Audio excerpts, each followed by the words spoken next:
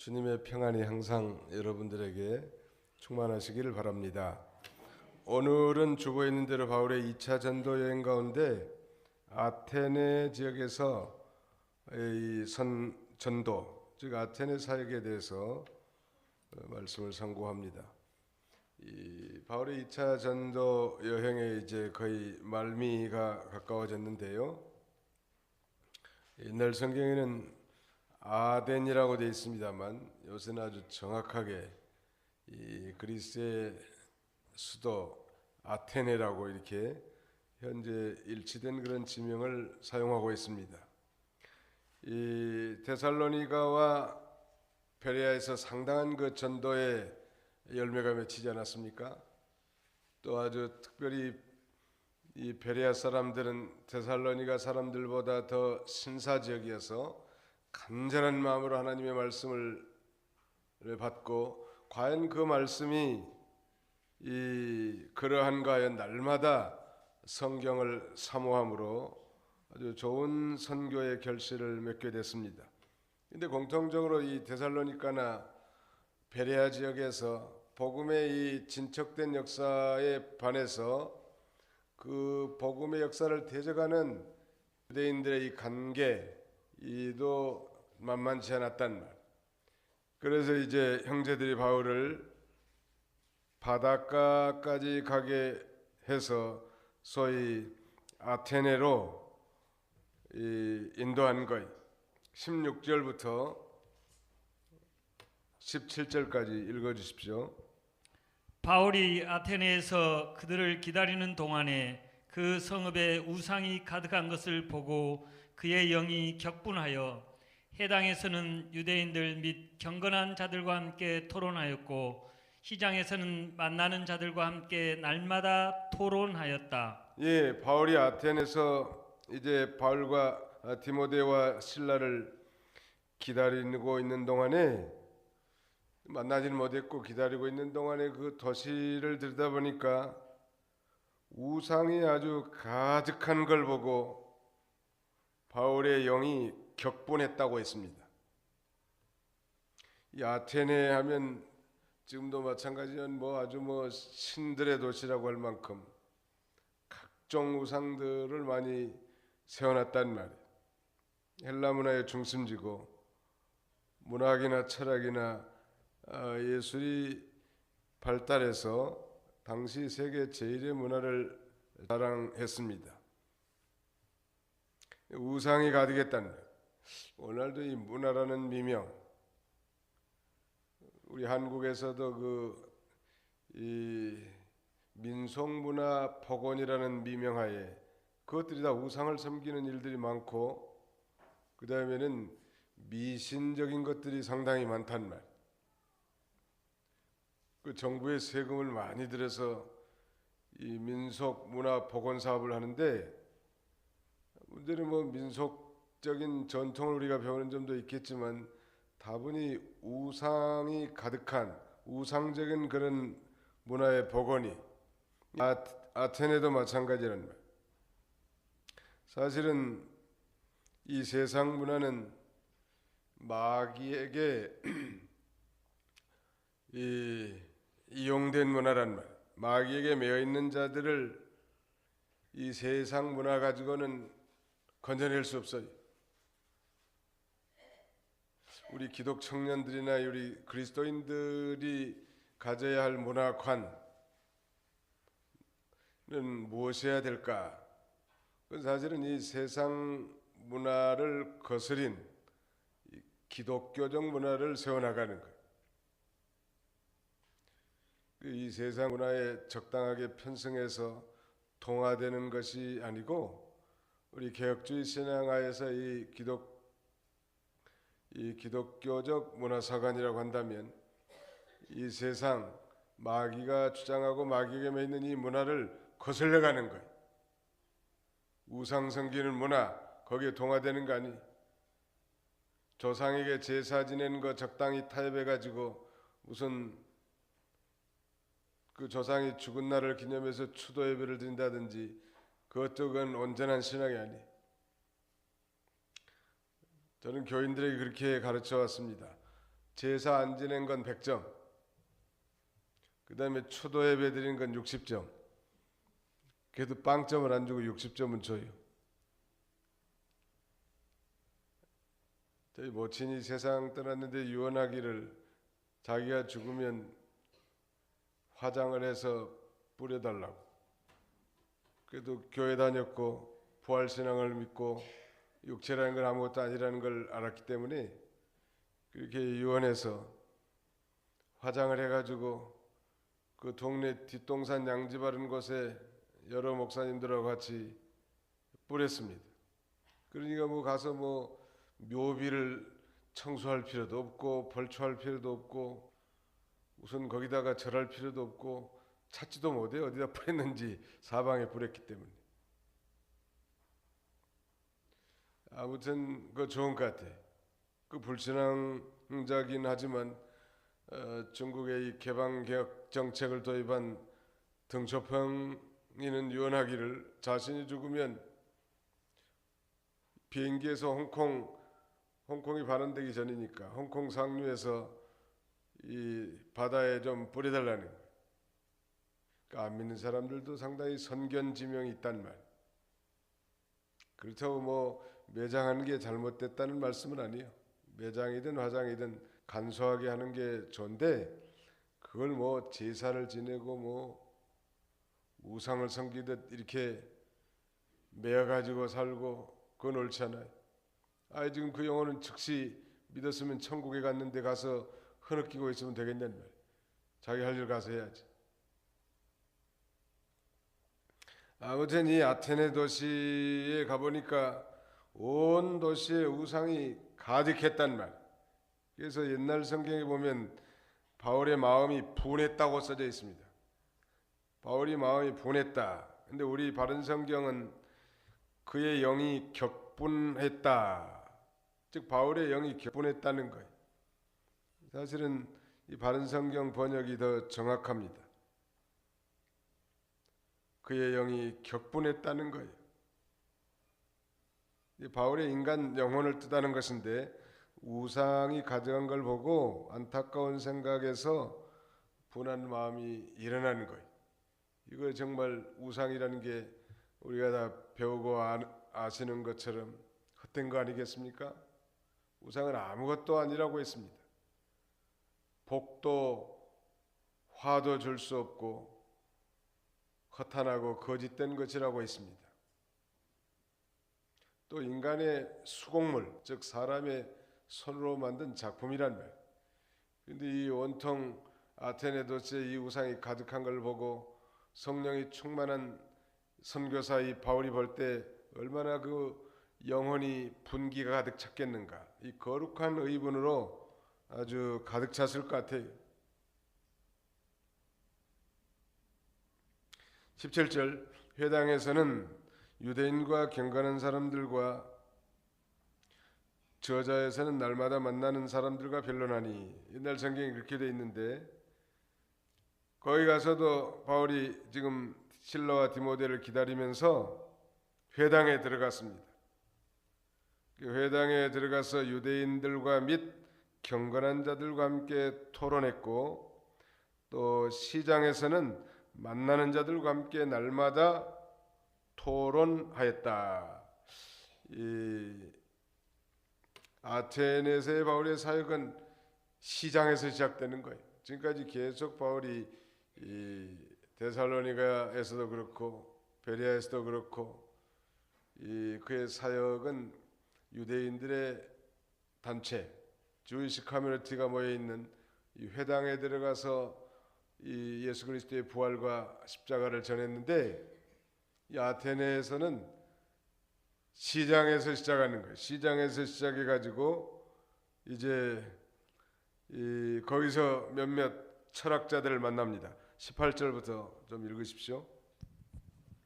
에피크로스 학파와 스토아 학파 철학자들 중 어떤 이들도 그와 논쟁하였는데 몇몇은 이 말쟁이가 무슨 말을 하려는가라고 하였고 다른 몇몇은 낯선 신들을 전하는 자인가 보다라고 하였으니 이는 그가 예수님과 부활을 전하였기 때문이었다.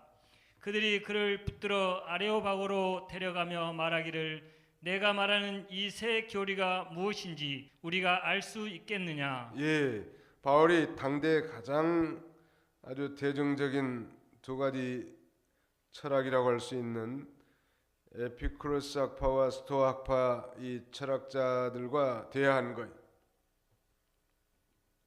에피쿠로스라고 하는 이 학파는 소위 무신론을 주장하고 향락주의로 기울어져서 인생의 목적을 자기 행복에 두고 유물주의적 경향으로 흐르는 거예요. 한마디로 말하면 에피큐로스 하면 쾌락주의를 가리키고 또 스토이즘 하면 이건 금욕주의를 가리키는 건데 둘 다 이 참된 신앙과는 너무나 거리가 멀지 않습니까?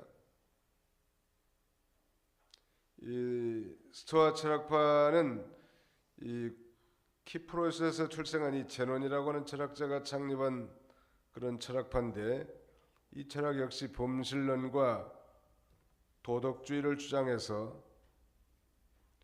말하자면 자기를 완전히 제어하고 자연과 도덕에 합리하는 그런 생활을 해야 된다고 주장하는 그런 철학이에요. 이 아테네에는 이런 여러 그런 철학자들이 많은 모양이에요. 그리스 로마 신화하면 그 신들이 얼마나 많아요. 그것들은 그야말로 이 인간이 만든 그런 가공적인 신화적 인물들이죠. 그런 데서 이 복음 전한다는 건 참 어려울 것 같아. 이 신의 개념이 신관이 지금 다신론에 이렇게 복잡하게 뿌리박혀 있기 때문에 바울이 증거하는 예수 그리스도의 십자가의 죽으심과 부활하심에 대한 도리를 증거해도 그들이 너무 이 범신론 사상에 물들어 있고 이 다신론에 빠져 있기 때문에 뭐 그 중에 하나인가 보다 이렇게 이 치부할 수밖에 없단 말. 인정하지 않는 거지 말하자. 차라리 전혀 그런 신에 접하지 않고 순수한 사람들 이런 사람들에게 복음이 전파되기 쉬운데 여기는 뭐 이제 철학자들과 지금 담론하는 거예요. 시장으로 가서 만나는 사람들보다 함께 토론한 거 잘한 거죠. 그러다가 아마 이 에피크로스 철학자 그 다음에 스토아 학파의 철학자들과 대화를 하면서 복음을 전하는 것입니다. 그런데 그 중에 어떤 사람은 바울을 말장이라고 하고 어느 사람은 이방신을 전한 사람이라고 이렇게 폄하하는 거예요. 왜냐하면 바울이 예수님의 이 몸의 부활, 육체적 부활을 전했기 때문에 그렇게 말하는 거예요. 바울이 변론하면서 전도해 봤지만 이 아테네에서의 전도는 좋은 효과를 거두지 못했습니다. 인간의 지식으로 가득 차 있는 사람에게 복음 전한다는 거 쉽지 않아요. 한마디로 말하면 이 자기 철학으로 굳게 뭉쳐져 있단 말이에요. 그러니까 복음이 들어갈 틈이 없어요. 이건 마치 이 길바닥에 뿌려진 씨앗과 같이 여러 가지 잘못된 사상으로 단단히 굳어져 있기 때문에 복음의 씨앗이 뿌려져도 뿌리가 발아하질 못해 착상하지를 못한다. 아테네에서의 이 전도는 좋은 효과를 거두지 못한 거예요. 왜냐하면 그들은 바울이 증거하는 복음, 즉 하나님의 말씀을 그저 뭐 진리로 받아들였다기보다는 새로운 말을 듣고 그저 지식을 추구하고자 하는 그런 마음으로 받은 거예요. 진정한 구도자적 자세가 아니죠. 그러니까 다만 이 지적인 신앙, 우리가 신앙의 이 지적인 요소를 무시할 수는 없지만 우리 기독교는 단순한 이 관념적인 지식을 전달해 주는 것이 아니고 생명과 능력으로 말미암아 죽은 영혼을 살려내고 또 우리 살아난 영혼들이 힘을 얻고 세상과 죄를 또 자기와 마귀를 이겨나가는 그런 산 종교라는 말, 생명의 종교고 또 체험의 종교. 우리 신학교에서 바울 신학 가르치는데 그 바울 신학의 그 핵심적 요소가 몇 가지 있어요.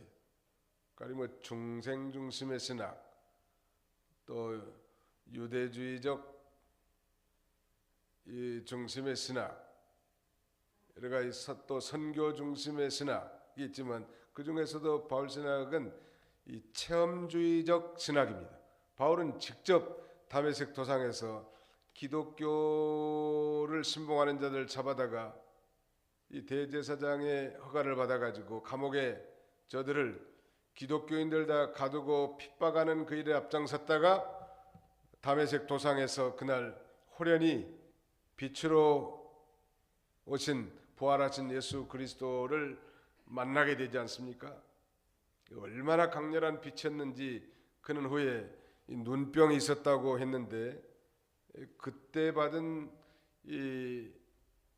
그때 그 강렬한 빛으로 말미암은 육체적 가시가 아닌가 그렇게 해석하는 사람들도 있습니다. 아무튼 우리의 신앙은 뭐 체험이 또 전부는 아니지만 체험주의적이어야 된다는 거. 오늘 여기 아테네 사람들은 이 말장이가 또 무슨 새로운 학설을 주장하는가. 오늘 이 교회 강단에서 목사님들이 증거하는 하나님의 이 말씀도 마찬가지 지적인 요소가 포함되어 있어야 되겠죠. 당연히. 그러나 그게 전부가 아니라는 거예요. 그 진리를 성령의 감동함으로 증거할 때 우리의 죽었던 영이 소생하고 또 힘을 얻고 이 용기 백비하게 또 나갈 수 있단 말. 단순한 이 지식으로는 생명을 살릴 수 없어요. 우리가 주일날도 살펴봤지만 성령의 이 능력으로 전하는 것, 또 큰 확신으로 증거하고 그 성령과 권능과 큰 확신으로 증거할 때 생명이 살아난단 말. 오늘 이 시간에도 여러분의 심령에 이거 지식이 아니고 성령으로 말미암아 우리의 영의 양식이 되는 복된 시간이 되시기를 주님의 이름으로 축원합니다. 그들은 하나님 말씀을 받으려고 하지 않고 그저 새로운 지식을 추구하는 거예요. 그걸 생명을 얻을 수 없단 말. 그 다음에는 19절 그들이 그를 붙들어 아레오바고로 데려가며 말하기를 내가 말한 이 새 교리가 무엇인지 우리가 알 수 있겠느냐. 내가 우리 귀에 무슨 이상한 것들을 소개하고 있는데 이것들이 무슨 뜻인지 우리가 알고 싶다 하니 모든 아테네 사람들과 그곳 체류하는 외국인들은 가장 새로운 것을 말하거나 듣는 것 외에는 달리 시간을 쓰지 않았다. 아무튼 뭐 새로운 철학, 새로운 사조 이런 것에 이 관심이 많은 거예요. 참 놀라운 건 그래도 바울이 지금 실라와 디모데를 기다리는 중에 온 도시에 우상이 가득한 것을 보고 아주 분개하다가 시장으로 들어가서 복음을 증거했고 또 시장에 들어가서 이 스토아학파와 에피쿠로스 학파의 이 철학자들을 만나서 변론하면서 복음을 전하다가 그들 때문에 이제 소위 아레오바고라고 하는 곳으로 가게 되는 거예요.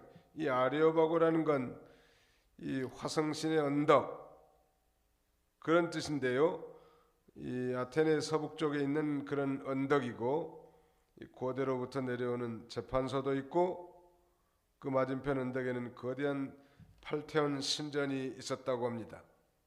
이 아레오바고 언덕 위로 철학자들과 군중들이 바울을 데리고 가서 바울이 전하는 이 새 교리가 무엇인지 듣고자 했고 그래서 간 거예요.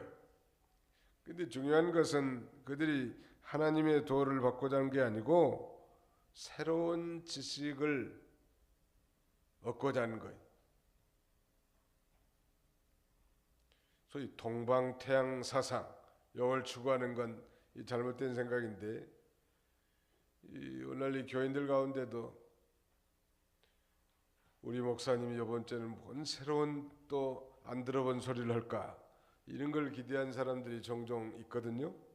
물론 그 새롭다는 것은 정말 회개하고 심령이 새로워져서 증거하는 하나님의 말씀이면 다 새롭고 그 새설교예요. 늘 들었던 거라도 우리의 심령이 정말 사모함으로 받고 새로워져서 받는다면 그 예수 그리스도의 십자가의 죽으심과 부활이 된 복음의 소식이 늘 새롭단 말. 그런데 뭐 전에 목사님이 저거 설교했는데, 전에 설교했는데 또 설교하네. 목사님은 뭐 설교 준비도 제대로 안 하는가 봐. 그러면서 그걸 정말 말씀을 생명으로 받지 못한다면 그건 뭐 아테네 사람들과 비슷한 거예요. 목회를 오래 하다 보니까 사실은 이 중복되는 본문도 많고, 또 이 중요한 그 설교라는 건 대단히 주제가 또 한정적입니다. 또 설교 본문도 마찬가지고. 그러니까 늘 뭐 이 같은 본문을 사용하기도 하지만 또 기도를 많이 하고 회개하면서 순종할 각오를 하면서 성령 인도를 받아서 증거할 때 자신도 은혜 받고 또 그 말씀을 듣는 분들도 은혜를 받는다는 말. 우리는 그러니까 누가 어떤 본문을 통해서 무슨 설교를 하든지 다 은혜를 받을 수 있어야 돼. 그게 우리 신자들의 자세. 우리 목사님 지난번 설교한 거 또 하네. 사실은 또 할 수도 있는 거 아니에요. 우리가 아프면 먹는 약이 대단히 한정돼 있어요.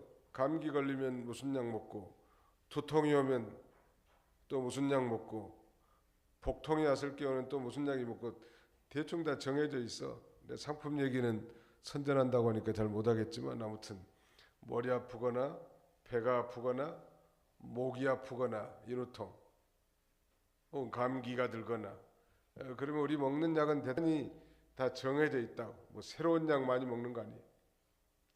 우리는 약이 두 가지밖에 없어. 하나는 구약이고 다른 하나는 신약이야.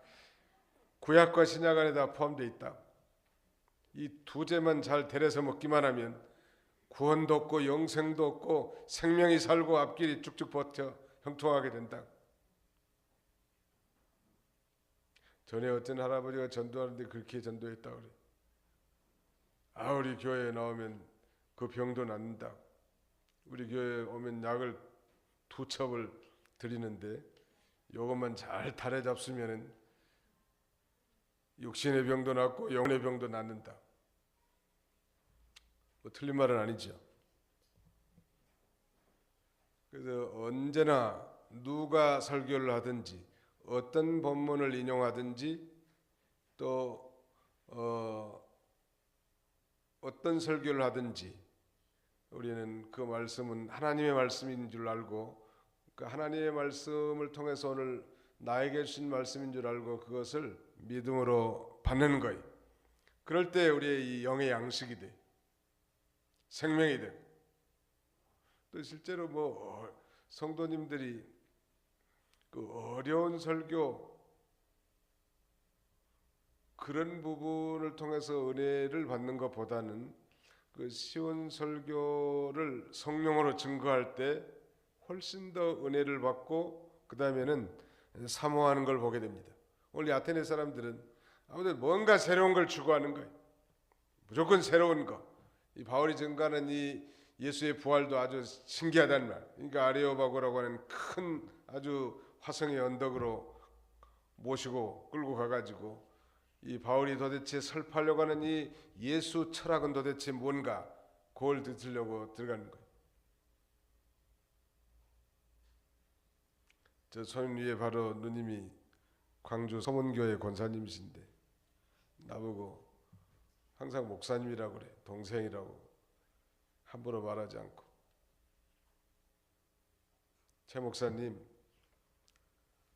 설교했던 본문을 또다시 설교하는 걸 두려워하지 말라고 나보고 그러더라. 동생을 위로해 주려고 그래서 그런지 모르지만 이 성도들이라는 건 뭐 사케오가 뭐 뽕나무 올라간 사건 누가 몰라. 유치원 때부터 귀가 닿도록 지금까지 듣고 있는데, 그런데 사실은 그걸 이 설교자가 기도를 많이 하고 회개하고 사모한 마음으로 정성껏 준비해서 증거하면 그게 은혜가 되는 거예요. 똑같은 본문이고 어려서부터 지금까지 뭐 귀가 닳도록 들은 본문이고 설교 내용이란 말. 우리도 마찬가지 똑같은 주제고 본문이고 설교지만 내 마음의 상태에 따라 그것이 은혜가 되기도 하고 그렇지 않기도 합니다.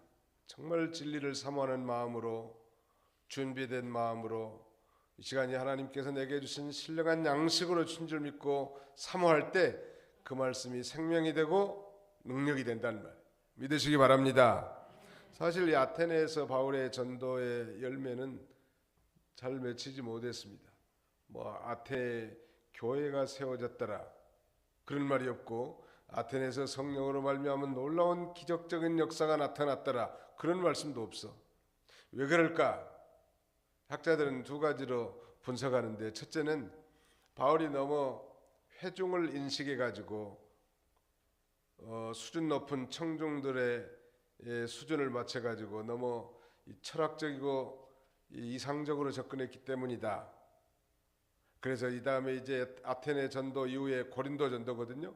고린도 교회 가서는 내가 그리스도의 부활하심과 십자가 외에는 내가 알지 않기로 결심했노라 이렇게 말하는 걸로 봐서 여러 가지 뭐 철학과 대단한 스토리 가지고 설교한다고 은혜 받고 생명이 살아나는 것은 결코 아니다.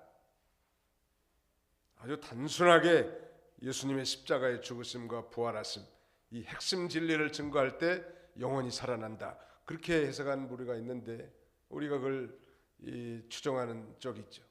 맞는 것 같아요. 정말 예수 그리스도의 십자가를 깊이 묵상하고 그 예수 그리스도의 부활하심을 깊이 묵상할 때 우리 생명이 샘솟듯하고 또 그걸 받아들일 때 생명이 살아난다는 말. 이 소위 순전 복음, 뭐 순전한 복음이라는 말이 있는데 미어란 말 씁니다. 미어 이 가스펠, 미어 굿니스. 아주 단순한 복음을 증거할 때 놀랍게 생명이 살아나더라는 거예요. 여기다 사족을 붙이고 뭐 여러 가지 철학적인 얘기를 갖다 많이 붙이고 종종 저도 설교할 때 예화를 들긴 합니다만 예화를 들면 본문에 대한 이해가 훨씬 더 빨리 오기 때문에 사용하긴 합니다. 그래서 마치 어두운 방 안에 창문을 낸 것 같이 예화가 그런 좋은 긍정적인 효과도 있지만 때로 성도들이 성경 본문과 내용은 잘 기억 못하고 목사님이 설교 생활에 든 예화만은 기억하고 있는 경우도 있어요. 제가 작년 여름에 갈릴리 바다와 소명 아마 이런 설교 제목을 가지고 설교했는데 어떤 분이 제가 그때 그 설교할 때 민어를 예를 들었거든. 고기. 그러니까 그 민어가 화제의 중심이 되더라고 보니까 설교의 핵심은 사실은 그건 아닌데 그래서 이 바울 사도가 아테네 지역에서 이 선교 활동이 큰 효과를 거두지 못했던 첫 번째 이유는 너무 수준 높은 아테네 사람들의 수준에 맞추려고 저들의 이 철학과 이상론에 치우쳤기 때문에 열매가 많이 맺히지 못했다 이렇게 주장하는 한 가지하고, 두 번째는 아테네 사람들의 이 말씀을 받는 태도가 문제가 있었다 이렇게 생각하는. 실제 이 두 번째도 굉장히 중요한 거거든요. 바울이 증거한 이 설교의 오늘 핵심은 뭐냐면 우상은 이 거짓되다. 즉 우상의 잘못됨에 대해서 증거하고, 그래서 저 우상이 가득한 도시에 사는 저 아테네 사람들로 하여금 신관, 올바른 신관, 탐신, 참 하나님에 대해서 지금 증거하고 있거든요. 특별히 아테네 사람들은 인간은 그저 유물사관에 입각해 있고 뭐 창조를 믿지 않았기 때문에 이 바울 사도는 우리 인간이야말로 하나님의 창조물이고 창조하는 순간이나 저들을 보존하고 보호하고 인도하시는 하나님이시라고 장장 그렇게 설교하는 거예요. 얼마나 이 우상이 심했는가 보십시오. 22절부터 좀 읽으시기 바랍니다. 바울이 아레오바고 가운데 서서 말하였다. 아테네 사람들아, 내가 너희를 보니 모든 면에서 종교심이 많다. 내가 두루 다니며 너희의 예배 대상들을 살펴보았는데 알지 못하는 신에게 라고 새긴 제단도 보았다. 그러므로 너희가 알지 못하고 경배하는 이것을 내가 너희에게 알게 하겠다. 예, 얼마나 우상을 많이 섬겼는가 하면 심지어는 알지 못하는 신에게라고 하는 그런 제단도 있단 말. 어디 사람은 뭐 예수님이 복줄지도 모르고 부처가 복줄지도 모르니까 뭐 예수님 뭐 부처님 또 공자님 그렇게 떠들어 쌌는데 여기는 아주 알지 못하는 신에게까지 이렇게 이 우상 제단을 놓고 섬기는 거 보면 얼마나 이 아테네 도시가 우상이 가득했는 걸 알 수 있죠. 그래서 바울이 이제 이렇게 참 하나님에 대해서 증거합니다. 24절 우주와 그 안에 있는 모든 것들을 창조하신 하나님께서는 하늘과 땅의 주님이심으로 손으로 지은 신전들에 계시지 않으시고 또한 무엇인가가 부족한 것처럼 사람들의 손으로 섬김을 받지도 않으신다. 그분께서는 모든 이들에게 생명과 호흡과 모든 것을 친히 주신다. 그분께서 인류의 모든 민족을 하나로부터 만드시고 그들을 온 땅에 살게 하셨으며 그들이 사는 때와 거주지의 경계를 정하셨는데 이는 혹시 그들이 하나님을 더듬어 찾고자 하면 그분을 찾게 하시려는 것이니 그분께서는 과연 우리 각자에게서 멀리 떨어져 계시지 아니하신다. 하나님이 한 혈통, 아담 한 혈통을 통해서 인류의 모든 민족을 세우셨고 살게 하셨고 사는 때와 거주지의 경계까지 정하셨다고 하나님의 그 역사적인 주권을 들어서 이렇게 말하는 것. 우상은 사람의 수공물이고 두 번째 복도화도 주지 못할 뿐만 아니라 세 번째 거짓되고 헛된 존재라는 말이. 이 우상이 가득한 토시를 보고 바울이 성령 충만해서 얼마나 그 영혼이 분개했겠는가 한번 생각해 보세요. 그리고 정말 사시고 참되신 유일한 신은 곧 하나님이신데 이제 그분이 우리 인류를 구원하기 위해서 한 사람을 정했다는 거예요. 30절부터 좀 읽어주세요. 알지 못하던 시대에는 하나님께서 눈감아 주셨으나 지금은 어디에서나 누구든지 회개하라고 사람에게 명령하였으니 이는 하나님께서 정하신 사람을 통하여 세상을 의로 심판하실 날을 정하시고 그분을 죽은 자들 가운데서 일으키시어 모든 이들에게 믿을 만한 증거를 주셨기 때문이다. 죽은 자들의 부활을 듣고 어떤 이들은 조롱하였고 어떤 이들은 이에 대해 내 말이 다시 듣겠다라고 하였다. 바울이 그들 가운데서 떠나니 어떤 이들은 그를 추종하여 믿었는데 그들 중에서 아레오바고 회원 디오니스 우스와 다마리스라고 하는 여자와 그들과 함께한 다른 사람들이 있었다. 예, 알지 못하는 시대에는 하나님이 눈 감아 주셨으나 지금은 어디에서나 누구든지 회개하라고 사람들에게 명령하셨으니 그랬는데 여기 알지 못하는 시대는 예수님께서 오시기 전 시대 이방 족속이 구원의 도리를 알지 못하는 시대죠. 그때는 눈 감아 주셨다는 거예요. 책망하지 않고 내버려 주셨다는 거예요. 그러나 이제는 어디에서나 누구든지 회개하라고 사람들에게 명령하셨고 이는 하나님께서 정하신 사람을 통하여 그랬는데 여기 하나님께서 정하신 사람은 예수 그리스도를 가리킵니다. 이제는 하나님께서 그리스도를 통해서 천하를 공의로 심판할 날을 작정하시고 또 예수 그리스도를 통해서 구원의 길을 열어주셨단 말. 그리고 죽은 자들 가운데서 다시 부활시켜놨기 때문에 이런 믿을 만한 확실한 증거를 주셨기 때문에 이제는 예수 그리스도를 믿으라는 거예요. 우상을 버리고 회개하고 하나님께로 돌아오라는 거예요. 믿지 아니하면 반드시 하나님 앞에 심판을 받을 것을 증거하고 있습니다. 이러한 이 놀라운 복음을 마지막 순간에 이렇게 증거하는데요. 그러나 거기 보면 죽은 자들의 부활을 듣고 어떤 이들은 조롱하였고 32절에 조롱한 사람도 있고 또 어떤 이들은 이에 대해 내 말을 다시 듣겠다고 하는 사람도 있고 아무튼 별 소득이 없었어요. 아테네 전도가 그렇다고 뭐 실패했다고 말할 수는 없지만 아무튼 큰 소득이 없었단 말. 교회가 세워진 것도 없고 기적적인 역사도 일어나지 않았는데 우리가 생각할 수 있는 것은 이 사람들은 대단한 새로운 지식, 지혜가 충만하다고 생각하고 있기 때문에 성경에는 지혜 있고 통달한 자에게는 십자가의 도가 어리석게 보이고 숨겨져 있기 때문에 받아들이지 못한 거예요. 또 듣는 사람들이 인간적인 지식을 가지고 복음을 듣는단 말. 또 바울의 입장에서는 이 전도할 때 그들의 지식에 맞추려고 했기 때문이란 말. 그러니까 우리가 이 다른 사람에게 말씀을 증거하고 전도할 때는 회개를 많이 하고 기도를 많이 한 다음에 그 말씀을 자신에게 적용시켜서 살고 또 성령으로 그 말씀을 증거할 때 능력이 그 복음에 있단 말. 고린도후서 4장에는 그렇게 말씀하지 않습니까?